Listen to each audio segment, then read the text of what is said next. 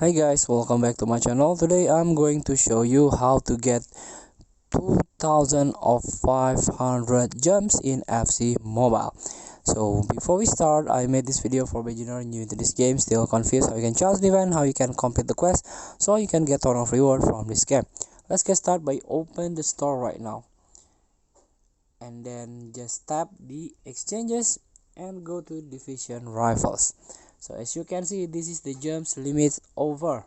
Weekly limit 1 purchases per day, so you can get 2500 gems with only 100 a competitive point.